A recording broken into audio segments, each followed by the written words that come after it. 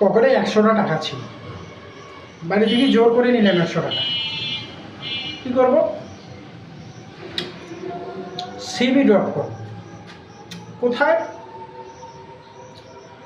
যে একটা প্রতিষ্ঠানে লোক নিচ্ছে সেইখানে যাব। গল্পটা কিন্তু কন্টিনিউ করবেন, তাহলে অনেক কিছু বুঝতে পারবেন। তা সেখানে যাচ্ছি। তা যেতে যেতে রাস্তায় একজন বড় ভাইয়ের সঙ্গে দেখা হলো, চা খেলাম একসাথে। তো আমাকে বলতেছে যে ছোটো ভাই তুমি কোথায় যাচ্ছ? আমি তাকে ভদ্রতার সহিত উত্তর দিলাম যে এক জায়গায় তো সার্কুলার দিছে, আমি সেই জায়গায় আমার সিভিটা ড্রপ করতে যাচ্ছি। যদিও আমি অনার্স 3rd ইয়ারে পড়ি, তো সিভিটা ড্রপ করতে যাচ্ছি কারণ ওই যোগ্যতায় ওইরকম একজন মানুষ লাগবে। তো সিভি ড্রপ করে যাওয়ার সময় আমার বাসা কিন্তু রংপুরে, এবং আমার বাসা হচ্ছে প্রাইম মেডিকেল হাসপাতালের পিছনে। তো এখান থেকে হেঁটে প্রাইমের কাছে যেতে হয়।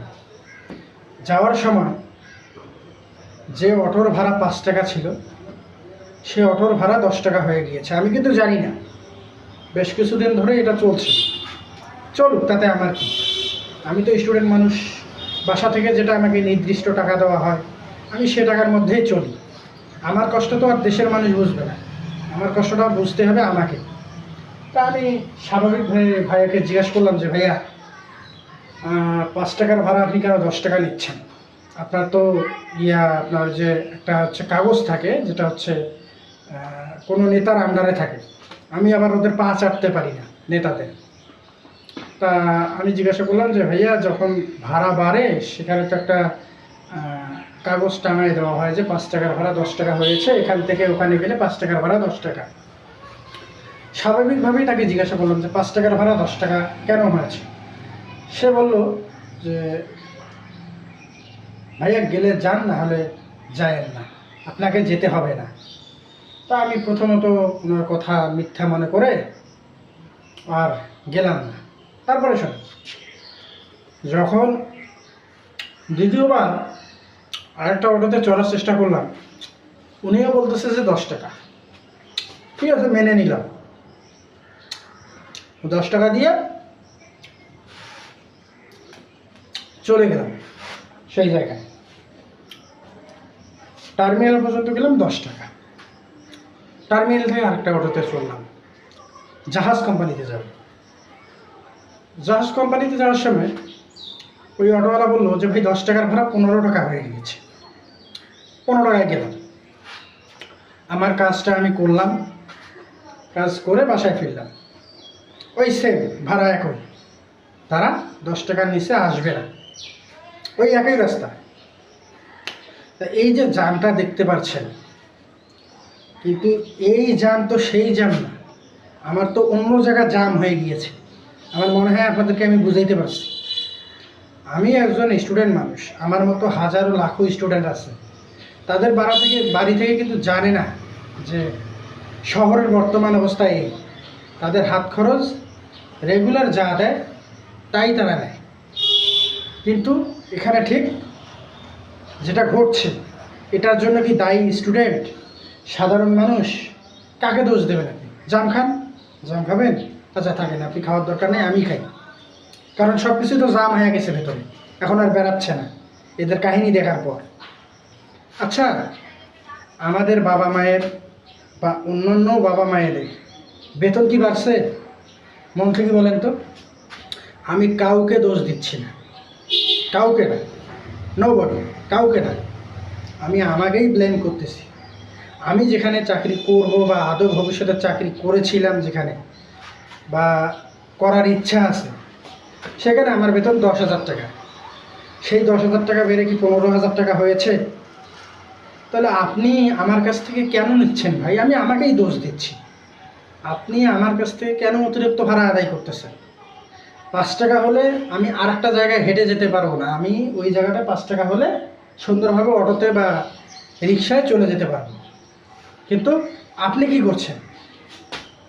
আমাদেরকে জাম খাওয়াচ্ছেন, আর আমরা মজার সহিত জাম খাচ্ছি।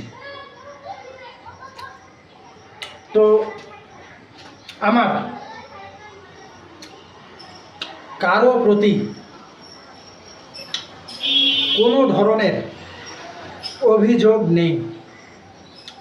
আমি সুস্থ মাথায় এবং সুস্থ জ্ঞানে বলতেছি যে আমার কারো প্রতি কোনো অভিযোগ নেই। ব্যবসায়ীরা আমাদেরকে জাম খাওয়াচ্ছে, জাম। কেমন জাম? তারা তো নিজের ফায়দাটা দেখতেছে, কিন্তু সাধারণ মানুষের ফায়দাটা দেখছে না।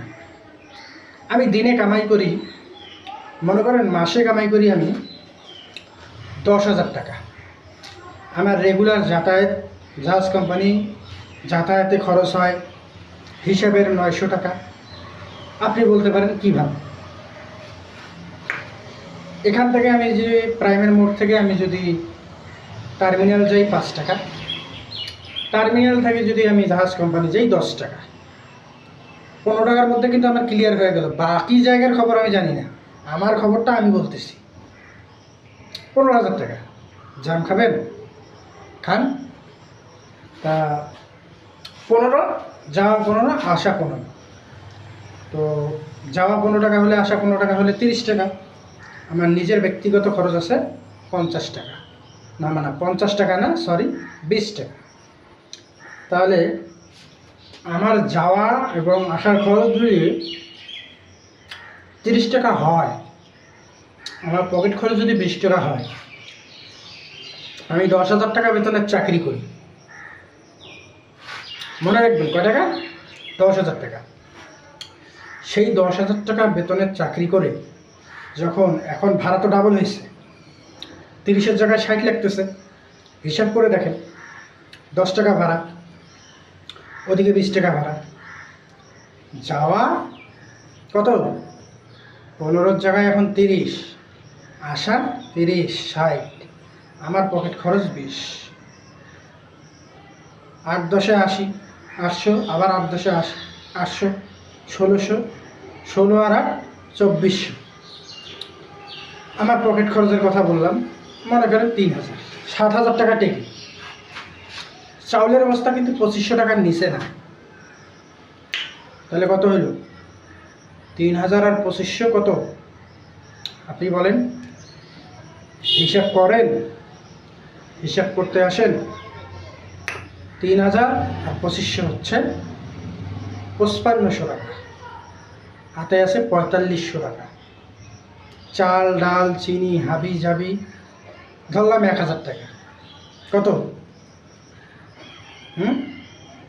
6,500 টাকা। ইলেকট্রিক বিল 1,000, 7,500, আর থাকে 3,500 টাকা। বাড়ির খরচ, মা বাবা তাদের দেখাশোনা, ওষুধের খরচ 3,500 টাকা। তাহলে একজন পুরুষ মানুষ এত কষ্টের পরেও বাসায় যখন সম্মান পায় না, তখন তার আত্মহত্যা ছাড়া কোনো উপায় কিন্তু থাকে না। কিন্তু দ্রব্যমূল্যের যে এত দাম, এই যে ব্যবসায়ীরা সুযোগ পাইলে, সে অটো চালক হোক, রিক্সা চালক হোক, বা চাউলের আড়তের মালিক হোক, সেটা আমার দেখার বিষয় না। দেখার বিষয় হচ্ছে আমি কত টাকা স্যালারি পাই, আমি কত টাকা দিয়ে চলি। এইটাই আপনাদেরকে বুঝাইলাম। আমার কারো প্রতি কোনো ধরনের অভিযোগ নেই। পারলে আপনারা জাম খান, জাম খেয়ে নিজেকে কন্ট্রোলে রাখুন। একবেলা জাম খেলে একবেলা খাওয়ার টাকাটা বেঁচে যাবে, আমি মনে করি ব্যক্তিগতভাবে। এখন কিছু মানুষ আছে যারা কোনো কিছু নিয়ে একটা কথা বলা দেখলে সেটা ভালোভাবে নিতে পারে না। ওদের কথা, সবাই যেভাবে চলতেছে তোমার ওইভাবে চলতে অসুবিধাটা কোথায়? আরে বাবা, আমি যখন একবেলা না খায়া থাকবো, তোর মতো লোক আসিয়া গিয়ে আমার বাসায় একবেলা খাবার দিয়ে যাবে। হ্যাঁ, তোকে কইতেছি, তুই তো আমার ভিডিওটা দেখিয়ে জেলাস ফিল করতেছিস। কোথায় মানুষকে সাবধান করবি তা না করিয়া নাটক করিস। যাই হোক, কোনো বিষয় না, জাম খান সব ঠিক হয়ে যাবে। আর আমি যেগুলো কইলাম এগুলো আমার মনের কথা। ও হ্যাঁ, একটা হিসাব তো করি নাই, লেখাপড়ার পিছনে যে টাকাটা খরচ হয়, পকেট মানি, লেখাপড়া, টাকাটা কি আপনি দেন? আপনি তো মিডিয়ার সামনে সুন্দরভাবে বয়ান মারেন, কোনো সমস্যা নেই, ডিজিটাল যুগে বসবাস করেছি, সমস্যা নেই, এভাবেই চলবে বাংলাদেশ। আমি সকলের দৃষ্টি আকর্ষণ করব, যারা অসাধু ব্যবসায়ী, যারা কালো টাকার পাহাড় গড়েছে এবং যারা মানুষের রক্ত চুষে খায়, তাদেরকে আইনের আওতায় এনে কঠিন থেকে কঠিন বিচার করার অনুরোধ করছি। যদিও আমি কোনো দল করি না, সব দলই সমান, যেহেতু বাংলাদেশে আমি কোনো অর্থনীতির খাতে কোনো টাকা বিনিয়োগ করতে পারি না, সেহেতু কথা বলার অধিকার আমার কম। তবুও যতটুকু বলেছি তা ক্ষমা সুন্দর দৃষ্টিতে দেখবেন।